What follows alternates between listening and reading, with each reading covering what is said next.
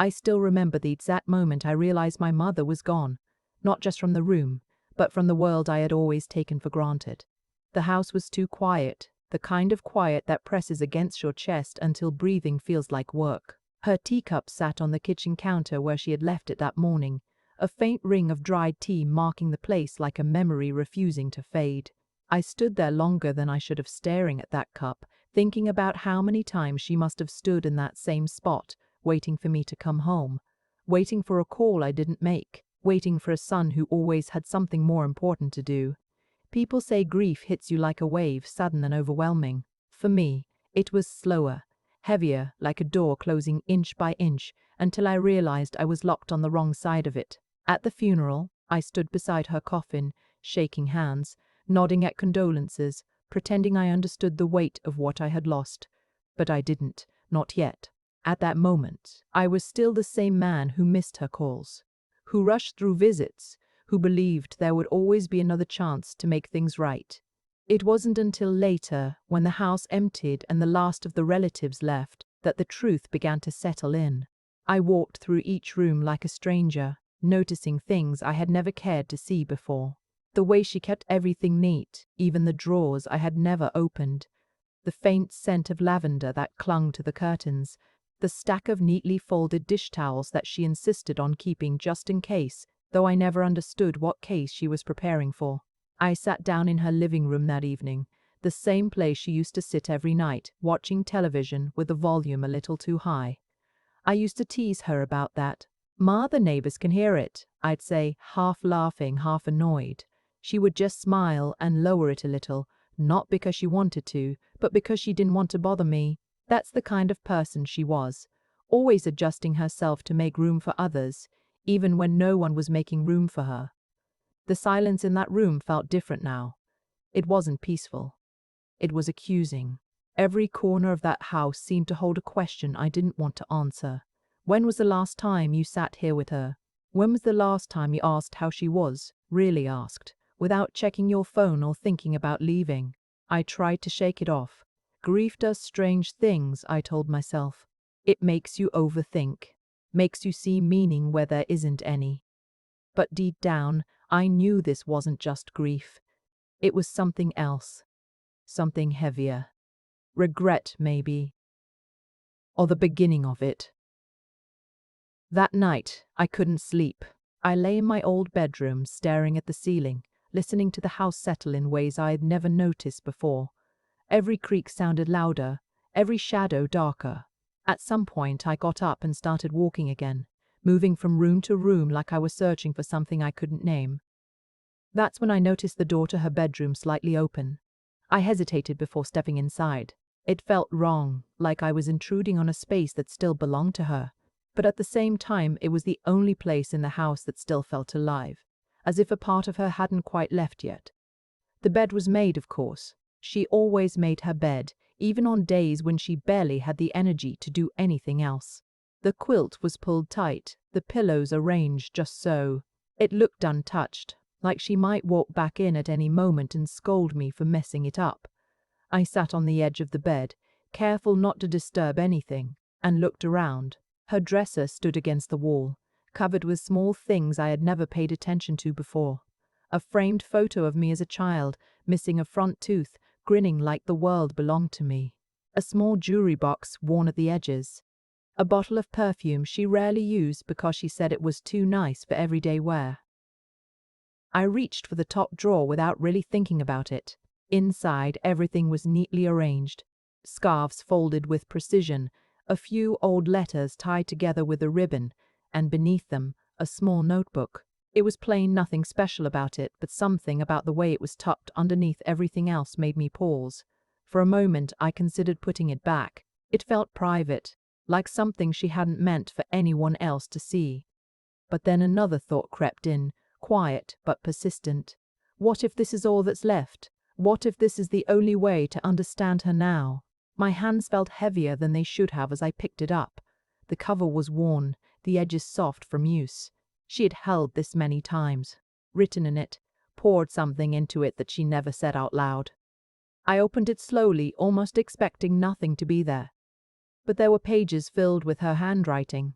The first line I read made my chest tighten in a way I couldn't explain. Today I called my son, but he said he was busy again. I stopped breathing for a second. The room seemed smaller, the air thicker. I flicked to the next page, my heart starting to pound. Sometimes I wonder if I did something wrong raising him. Maybe I loved him too much. I closed the notebook quickly like it had burned me. My hands were shaking now, not from grief but from something sharper, something that cut deeper because it was still fresh, still unfinished. I had spent years believing my mother was always there, always fine, always okay. But sitting there on her bed holding that notebook, I realized something that made my stomach drop. I had never really known her at all. I didn't open the notebook again right away. I just sat there on the edge of her bed, holding it in my hands like it might shatter if I moved too quickly. My chest felt tight, like something inside me was trying to push its way out, but didn't know how. I had spent years avoiding silence, filling my days with work, noise, distractions, anything that kept me from sitting still too long. But now, in that quiet room, there was nowhere to run. The words I had read were simple. There was nothing dramatic about them. No accusations, no anger, no bitterness, and somehow that made them worse. If she had written about being angry, if she had complained or blamed me, maybe I could have defended myself.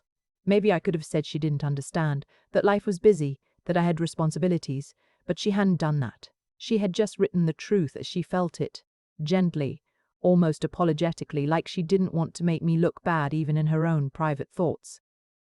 I opened the notebook again. This time I forced myself to keep reading.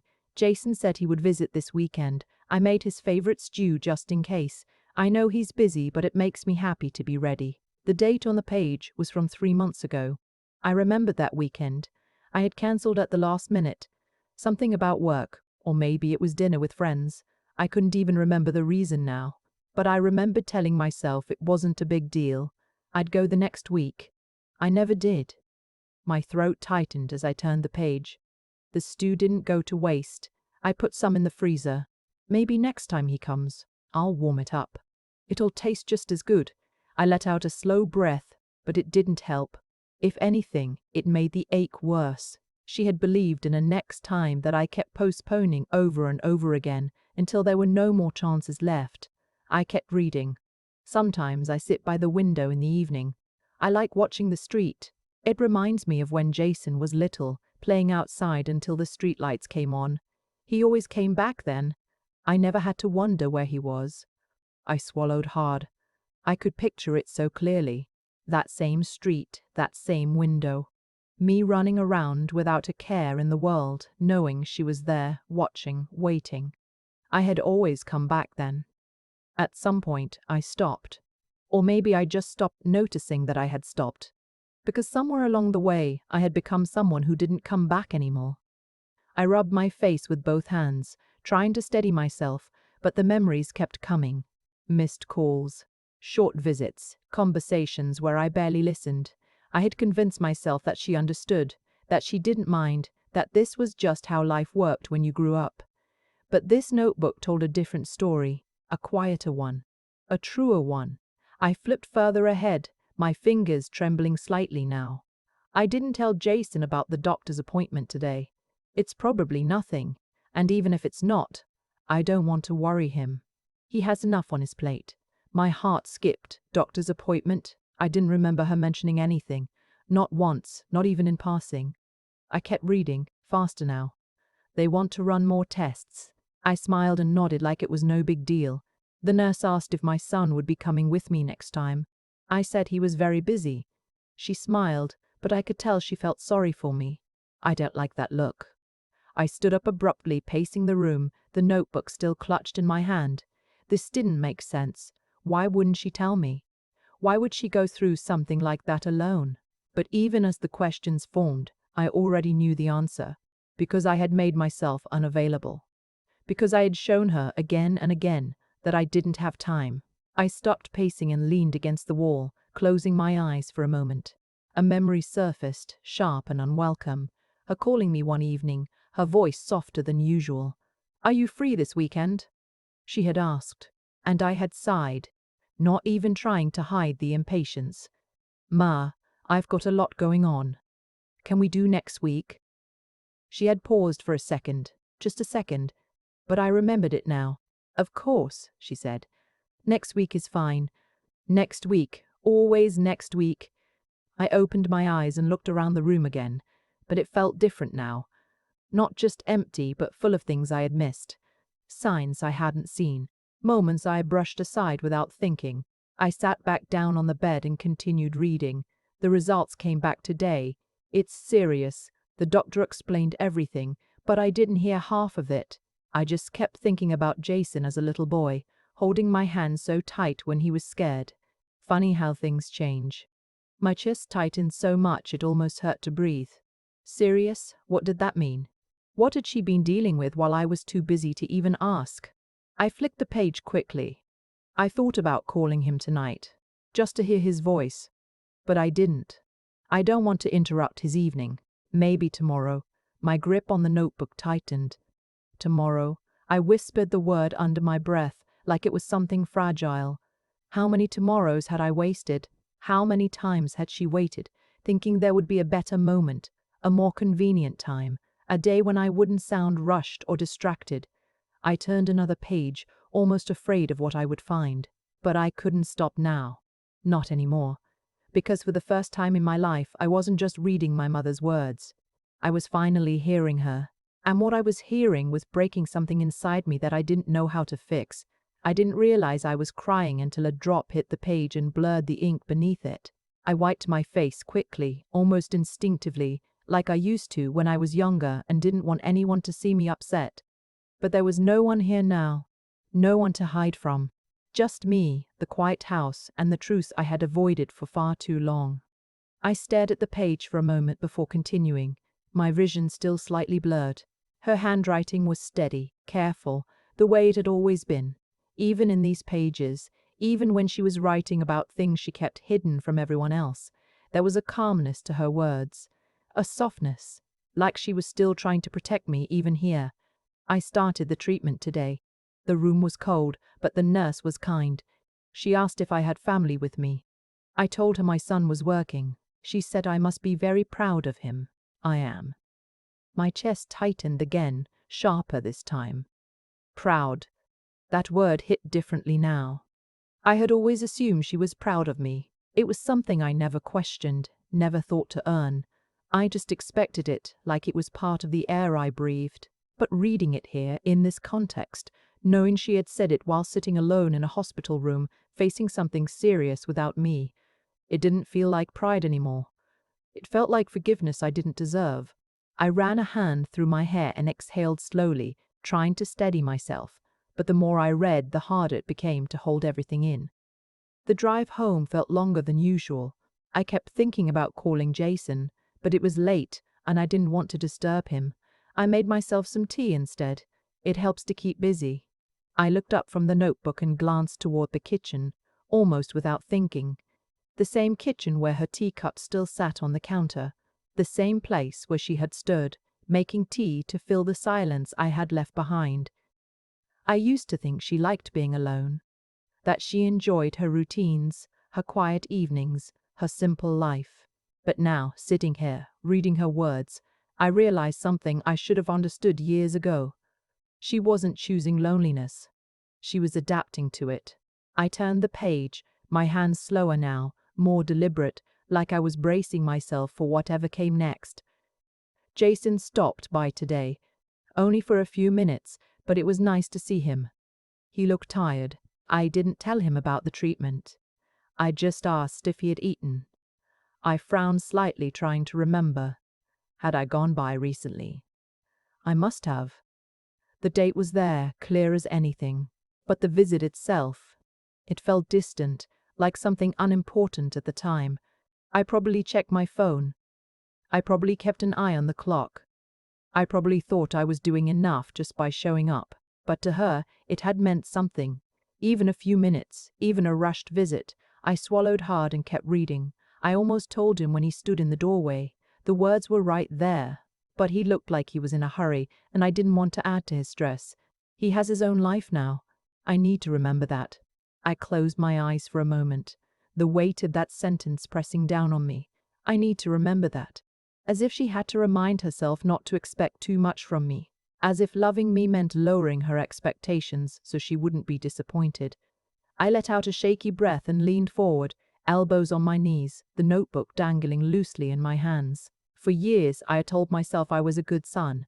Not perfect, maybe, but good enough. I worked hard. I checked in when I could. I visited when it was convenient. But now, that version of myself felt hollow. Convenient love. That's what I had given her. And she had accepted it like it was more than enough. I straightened up and forced myself to keep going. The doctor says the treatment might get harder before it gets better. I nodded like I understood, but I'm not sure I do. I'm not afraid of being sick. I'm afraid of being a burden. The words seemed to echo in my mind. A burden. I pressed my lips together, a bitter feeling rising in my chest.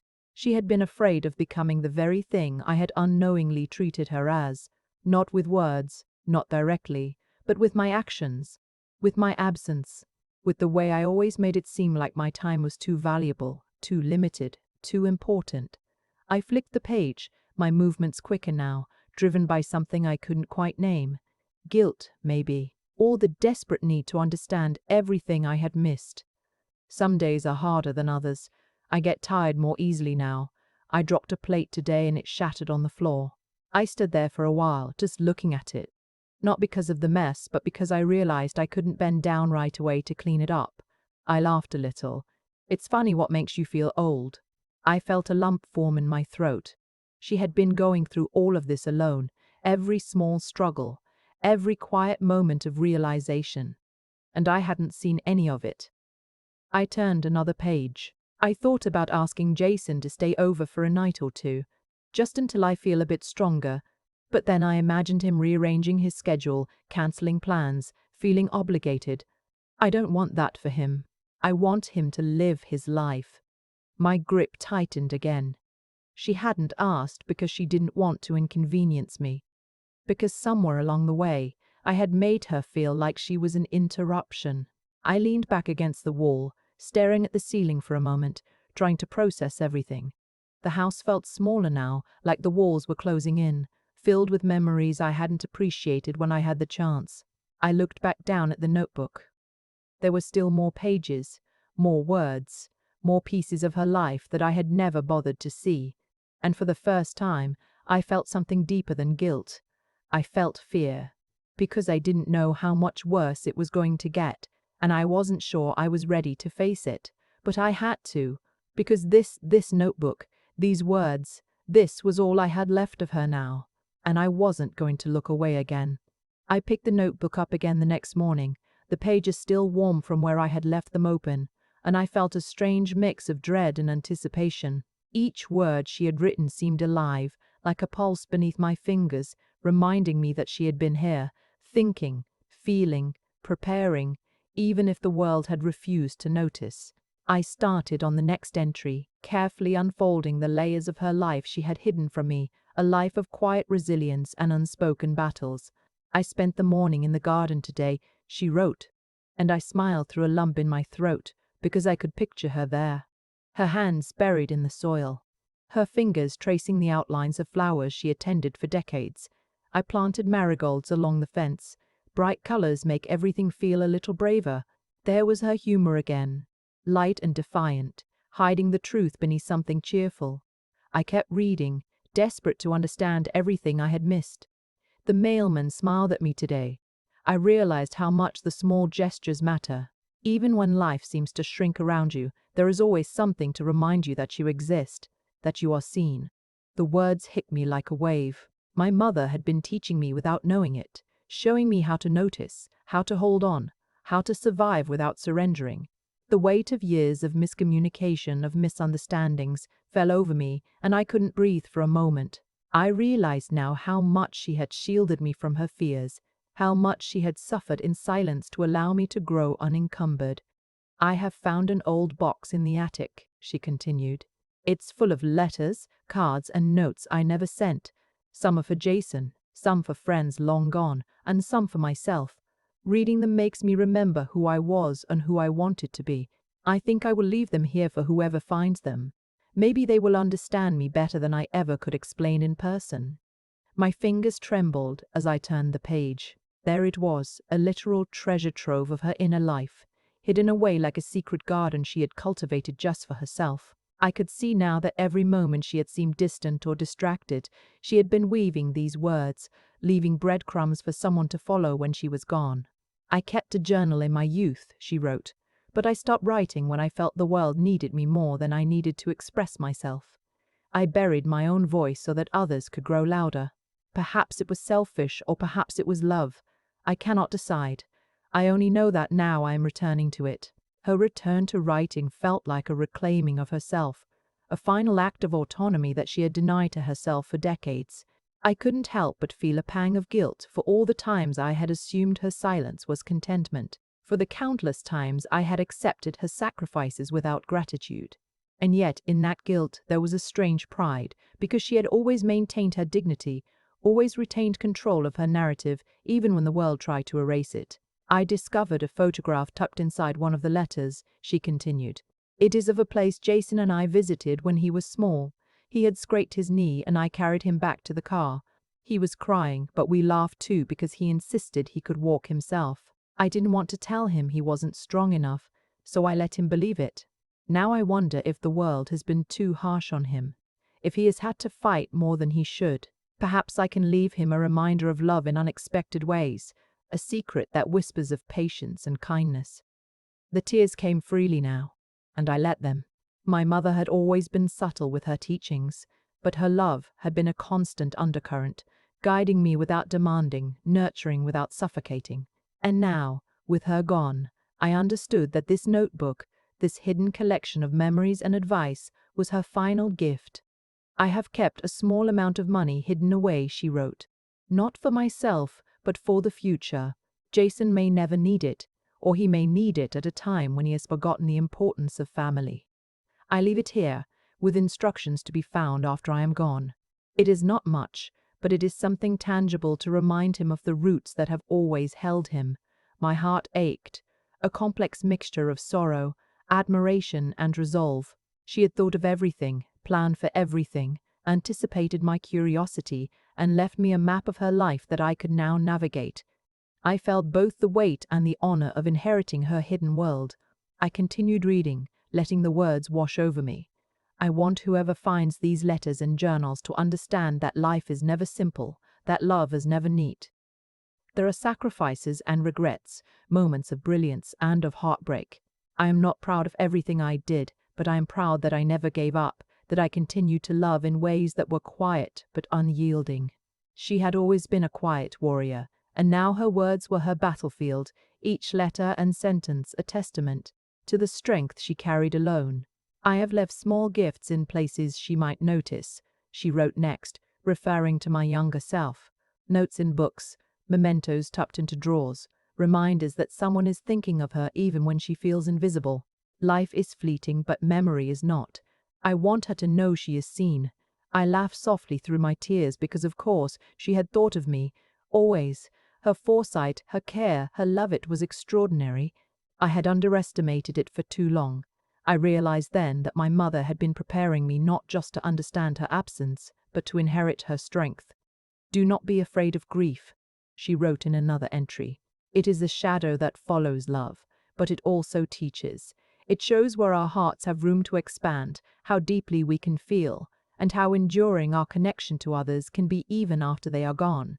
I closed my eyes for a long moment, letting the silence of the room envelop me, feeling her presence in the faint rustle of pages, in the soft scent of her perfume still lingering. The weight of all I had discovered was overwhelming, but it was also grounding. This was my mother fully realized and unmasked, and I was finally seeing her in the way I had always wanted to. I kept a lockbox hidden in the study, she continued.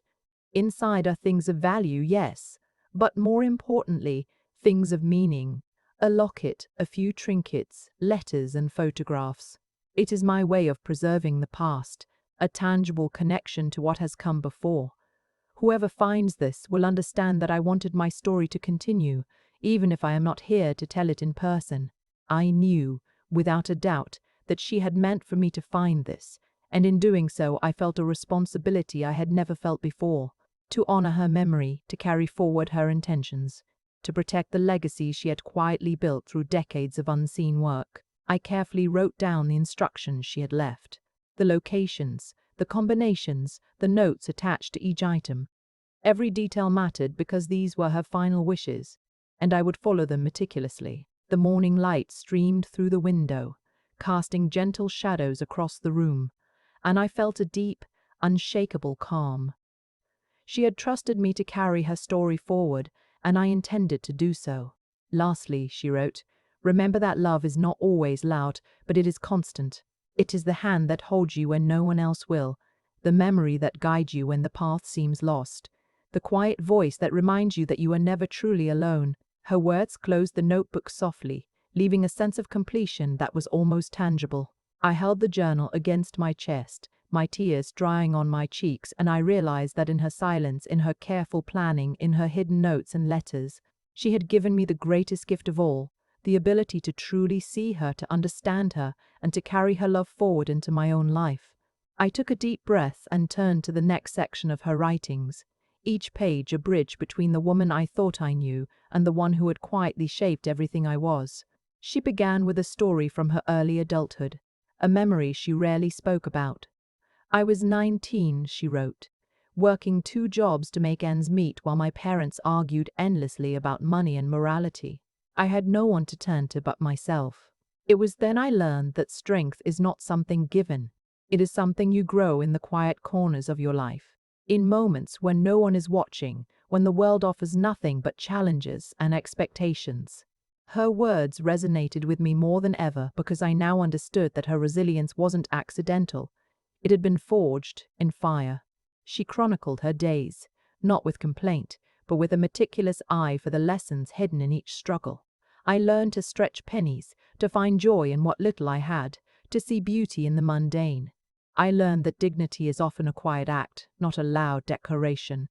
Every small decision, every tiny act of perseverance, builds the scaffolding for a life worth living. I paused and let her words sink in. She had been teaching me all along, not just through advice, but through example. The notebook revealed her method, a deliberate layering of wisdom over everyday actions. She had catalogued moments of both triumph and regret, always with an eye toward understanding, always seeking a lesson or a way forward. I hid a few letters in plain sight, she continued, letters I wrote to people I loved but never sent. Some were apologies, some were confessions, and some were simply the sharing of a day's events. I never mailed them because the act of writing them was enough. It allowed me to release what needed releasing. Yet I leave them now for you, so you may see the fullness of my heart, the mistakes I made, and the love I held, even when I could not express it outwardly. My hands shook as I read these words. The depth of her thought, the care she had taken to preserve not just the events of her life but the emotions and intentions behind them, was astonishing. She wasn't just leaving memories, she was leaving a map to understanding her soul. I found myself thinking about the countless times I had dismissed her quiet demeanor, the way I had assumed her lack of words meant absence or indifference. Now I realized she had been present in every conceivable way, guiding, protecting, and instructing without ever making me feel obligated to reciprocate. I discovered something in the attic that made me smile, she wrote in the next entry. A stack of old diaries from my teenage years, full of dreams, petty arguments, and the first stirrings of love. Reading them reminded me that life is cyclical, that the same patterns repeat, but each generation has the chance to rewrite the narrative. I hid them because they are mine, but I also leave them here so you may understand where your roots began, the struggles that shaped me, and the lessons I hope to pass along. I flip through photographs tucked between the pages, grainy black and white images of a young woman with a determined gaze, her hair tied back in a bun, hands clasped firmly over a book or tool. Each image told a story my ears had never heard and my heart had never fully absorbed. She had lived fully, bravely, and quietly. I had a few friends who stood by me when the world seemed unkind, she continued. I kept correspondence with them even after we drifted apart. Letters from them too are hidden in the pages here. Read them, not just for the content, but for the reminders they carry, that kindness, loyalty, and honesty exist even when you feel isolated. I marveled at the foresight she had shown, preserving not just her own voice, but the voices of those who had mattered to her, creating a chorus that I could now experience long after her departure. Then she shifted the focus, her words turning inward again. I have always feared being forgotten, not in the sense of death, but in the sense of erasure, my thoughts, my efforts, my care, reduced to nothing by neglect or misunderstanding. It is why I left this collection, why I documented my life in such detail.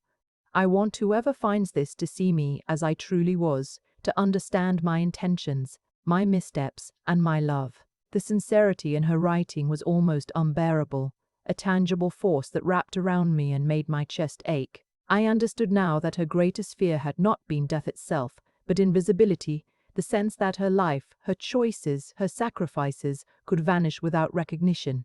And yet, in leaving these writings, she had ensured her presence, her guidance, and her legacy would endure. I have included a small envelope, she wrote, with instructions for Jason. He may never read this, but if he does, let him understand the pain he caused and the opportunity for redemption he still holds. It is not my place to force his understanding, but to provide a path should he seek it. My pulse quickened. She had thought of everything, even the reconciliation I had feared might never come. She had carved a space for accountability, for truth, without demanding confrontation or conflict. It was an elegant, deliberate gesture of love and wisdom. Do not fear anger or resentment, she added in the next page. They are natural responses, but they need not consume you. Channel them into purpose, into creation, into protection of yourself and others. Life is too fleeting to dwell solely on the wrongs of others. Learn to act with precision, with intention, and let the results speak louder than words. I realized then that her entire approach to life, to hardship, to family, had been methodical, like a strategy carefully executed over decades. She had not merely endured, she had planned, she had taught, and she had preserved her agency in ways that were both subtle and profound. I continued, letting the notebook guide me through memories I had never known, lessons I had never consciously absorbed, and insights that were as precise as they were loving. I have included the addresses of a few people I trust, she wrote. If you need guidance, support, or a sounding board, reach out to them. These are not merely friends, but extensions of the values I hold dear. Choose wisely, as I hope you always have. I noted the names, the numbers, the brief instructions she left beside each, and I felt a sense of security, almost as though she had anticipated the uncertainties I might face in her absence and had built scaffolding to support me. Lastly, she concluded, remember that memory is a living thing. It shapes how you see the present, how you anticipate the future, and how you hold on to those you love. Protect it, nurture it, and pass it along. Do not allow it to be diminished by time or neglect. I closed the notebook slowly, absorbing the gravity and the generosity of her words. The world felt simultaneously heavier and lighter, burdened by the responsibility of what she had left behind, but lifted by the clarity and strength she had bequeathed to me. The first thing I did after reading was go outside and breathe. The sun was gentle on my face, the garden alive with spring blooms, each petal a reminder of her care and diligence. I walked to the back fence, tracing the outlines of where she had planted, where she had nurtured life with patience and love. I felt her there, not as a memory, but as an active force, guiding, watching, and protecting. Then I realized that her hidden treasures, the letters, the notes, the envelopes, the photographs, were not merely sentimental keepsakes. They were a manual for life, a testament to foresight, compassion, and intentionality. They demanded engagement, reflection, and action. I began cataloging each item, taking care to document the stories behind them, following the guidance she had left with precision. It became a sacred task, a pilgrimage through her mind and heart, revealing the depth of her planning, the care she had taken to ensure continuity, and the clarity with which she had orchestrated her legacy. By the time the afternoon sun had shifted and shadows grew long across the lawn, I had created a system, a timeline, and a path to follow, ensuring that every letter, every photograph, every note would be understood in the context she intended. I understood then that this was more than a personal inheritance. It was a moral inheritance, a guide to integrity, resilience, and measured action. Her final entries left me with both clarity and purpose. They instructed me not just to remember, but to act, to preserve, to honor, and to extend her values into the world.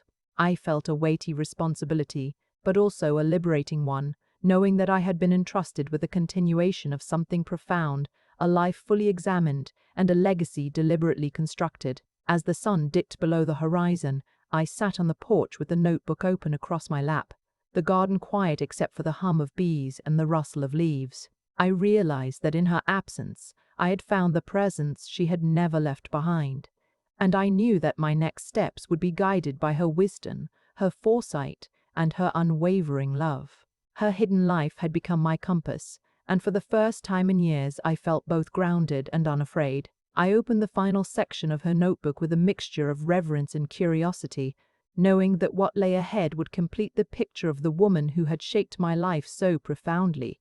Her words began in her familiar, measured tone, yet there was a sense of urgency threaded through them, as if she knew the clock was winding down and wanted every detail to be preserved for me. "I want you to understand," she wrote, "that life is not merely the sum of what happens to you, but the deliberate actions you take in response. I hid things not out of secrecy, but to ensure that they would reach you in a form that carried both meaning and instruction. What you find here is a roadmap, not just of events, but of choices, consequences, and the subtle ways we shape the world around us." I felt a shiver of awe. She had treated her life as a series of interconnected lessons, each action a deliberate teaching moment for those she loved, particularly me. I turned the page and discovered an envelope marked simply, "For your eyes only." Inside were letters she had written over decades, never sent, each one a story, a confession, or an expression of gratitude that had never found its recipient. The first was addressed to her own mother. She described her childhood in vivid detail, not dwelling on sorrow, but noting the resilience, ingenuity, and quiet courage that had been necessary to survive those early years. "Grandma," she wrote, "I am finally beginning to understand the lessons you tried to teach me, not with lectures, but with example. You showed me strength in silence, patience in adversity, and the beauty in small victories. I hope one day I can embody these traits with the same grace." I read on and realized that this was the framework she had used for her entire life, a commitment to observe, learn, internalize, and act. Each letter built on the last, connecting generations with invisible threads of wisdom and love. She had always been intentional, but now the pattern was unmistakable. Another letter was addressed to my father, whom I had never met. She wrote about the man he had been before illness and distance had altered him. She described moments of tenderness and shared dreams, the quiet corners of memory where love had been present, even when circumstances forced separation. "I have carried your teachings, Father," she wrote, "and I will ensure they endure through my children. We may never speak again, but I will honor the legacy you began." It struck me then how much of her life had been devoted not to being understood in the present, but to preserving a legacy for the future. Each document, each letter, was a seed planted carefully for the growth of those she loved. The next few pages detailed financial matters, wills, and instructions for property. She had meticulously recorded every account, every asset, every intention, not just for legal clarity, but to ensure her choices would protect and empower us long after she was gone. "Do not see this as obsession," she wrote, "but as stewardship. Life is fleeting, but the impact we leave can be measured in the structures we preserve and the lives we guide." I realized that her planning extended far beyond material matters. It was about safeguarding values, instilling independence, and preparing us to carry forward her principles even in her absence. Then I reached a section marked "Reflections and Lessons." Here, she wrote about mistakes, regrets, and the moment she had feared might define her.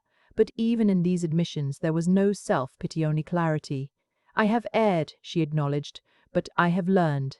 I have loved imperfectly, but I have loved fully. These experiences are not failures. They are the threads from which wisdom is woven. Learn from them, do not judge, and allow the lessons to shape your actions, not your resentment." I paused, letting these words sink in. This was a masterclass in accountability, humility, and emotional intelligence. She had crafted a guide not just for life, but for navigating the inevitable complexities of human relationships with grace and integrity. One of the final entries was a direct message to me. My child, if you are reading this, know that I leave you more than possessions and instructions. I leave you understanding. I leave you context, perspective, and the freedom to make your own choices. Do not fear mistakes. Do not be bound by expectation. Carry forward the strength, patience, and love that I have tried to instill, and remember that your legacy is built in every deliberate choice, no matter how small. Tears filled my eyes as I read her words. I had always assumed she would provide comfort in the obvious ways, through advice, hugs, and presence, but she had done something even more profound. She had given me insight, clarity, and the tools to navigate life with the same intention and courage she had demonstrated. I spent the evening cataloging, cross-referencing, and internalizing the information she had left. It felt like assembling a map, each page revealing landmarks, hidden paths, and secret wisdom that would guide me for a lifetime. By the time I finished, night had fallen, and the house was silent except for the soft hum of the refrigerator and the occasional creak of the floorboards. I held the notebook to my chest and felt her presence in a way that was tangible, as though her spirit lingered to ensure I understood, to confirm that her legacy was secure. In the days that followed, I began taking deliberate steps to honor her instructions. I contacted the people she had listed as mentors, reaching out for guidance, advice, and support. Each conversation revealed layers of her influence that I had never fully appreciated, the ripple effects of a life lived with intention. I organized her letters, photographs, and documents in a way that mirrored the system she had outlined. I shared parts of her teachings with Tyler, weaving her wisdom into the daily rhythm of our lives. He listened, asked questions, and began to see the world through the lens she had provided, the lens of resilience, foresight, and integrity. Slowly, the full scope of what she had left me became clear. She had not just hidden these items, she had curated a comprehensive narrative, a blueprint for ethical, intentional, and compassionate living. Her life had been a lesson plan, and she had left me as her pupil. Weeks later, I discovered an envelope tucked behind a loose brick in the fireplace, a final surprise. Inside was a letter addressed to me in her familiar handwriting. "If you are reading this," it began, "you have engaged with the world I left for you, absorbed the lessons, and begun to carry forward the values I held dear. I want you to know that I have always trusted you to choose well, to act with courage, and to maintain integrity even in the face of difficulty. My greatest hope is that you will live fully, with intention, and with compassion, remembering always that your choices define you more than circumstances ever could." I closed the letter slowly, the weight of her words settling over me like a protective cloak. She had prepared me not just to remember her, but to live with the same deliberateness and care she had demonstrated. In that moment, I understood the profound magnitude of her foresight and love. Her hidden life was not a secret. It was a carefully constructed inheritance of wisdom and strategy, a roadmap for navigating the world with grace, strength, and purpose. As I placed the final letter alongside the notebook, I realized that the woman who had seemed so ordinary, so quiet, had in fact orchestrated a legacy that would guide me, Tyler, and the generations to come. Her love, insight, and meticulous care would remain a living force in our lives. I sat on the porch that evening, watching the sunset paint the sky in hues of gold and crimson. Tyler played quietly in the garden, humming to himself as he tended to the roses she had planted years ago. I felt a profound sense of gratitude and responsibility. Her hidden life had become my compass, and now, equipped with her wisdom, I could navigate the future with clarity, strength, and purpose. I realized that the greatest gift she had left me was not material, but intangible. The knowledge that intention, foresight, and love, when combined, could create a legacy that transcends time, loss, and even death. I whispered a quiet thank you, knowing that somewhere, in some way, she was listening.